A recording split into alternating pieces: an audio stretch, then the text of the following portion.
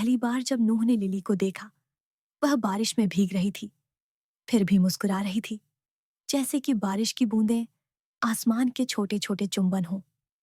यह एक ऐसा दृश्य था जिसे वह कभी नहीं भूल सका। नूह हमेशा तर्क, योजना और अपने जीवन को पूर्ण व्यवस्था में रखने में विश्वास करता था। दूसरी ओर लिली खूबसूरत अव्यवस्था की तरह थी। वह पानी के गड्ढों में नाचती, तूफान पर हंसती और कभी छाता लेकर नहीं चलती। उस शाम जब वह उस बुक स्टोर के बाहर खड़ी थी जहां नूह काम करता था, कांप रही थी पर फिर भी चमक रही थी, वह बिना सोचे समझे बारिश में बाहर चला गया। क्या तुम खो गई हो? उसने अपना छाता बढ़ाते हुए पूछा। वह सिर हिलाकर हंसी, जिससे पानी की बूंदें उसके लंबे बालों से गिर पड़ी। नहीं, बस इस पल का आनंद ले रही थी। लेकिन हाँ, मुझे छांव की जरूरत है। वे बुक स्टोर में चले गए। खिड़कियों पर बारिश की हल्की थपथपाहट के बीच गर्म कॉफी पीने लगे। लिली ने किताबों की अलमारियों के बीच घूमते हुए उनके कवर को छुआ, जैसे कि वह किसी अनमोल चीज को महसूस कर रही हो। तुम्हें किताबें पसंद है? नूह ने पूछा। मुझे कहानियां पसंद है, उसने चमकती आंखों से उत्तर दिया। हर किताब अपने भीतर एक नई दुनिया समेटे रहती है। यही शुरुआत थी।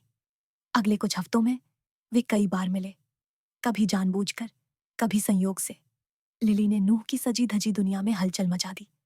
उसे अचानक आधी रात की सैर, बिना योजना बनाए, यात्रा और छत पर तारों की गिनती करने जैसे रोमांच सिखाए।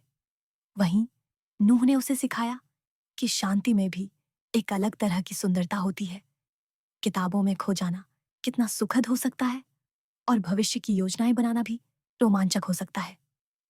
प्यार धीरे धीरे उनके दिलों में बारिश की तरह उतर आया, इतनी धीरे कि उन्हें महसूस भी नहीं हुआ कि कब बादल घिर आए।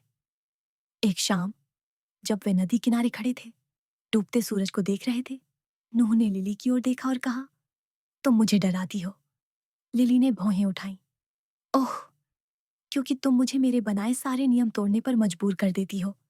बिना सोचे समझे तुम्हारे पीछे चलने का मन करता है। लिली के होंठों पर एक धीमी मुस्कान खिली। तो फिर चलो। और फिर अपनी जिंदगी में पहली बार नूह ने ज्यादा सोचा नहीं। उसने बस लिली का हाथ थामा और दोनों एक अनिश्चित लेकिन खूबसूरत भविष्य की ओर बढ़ गए।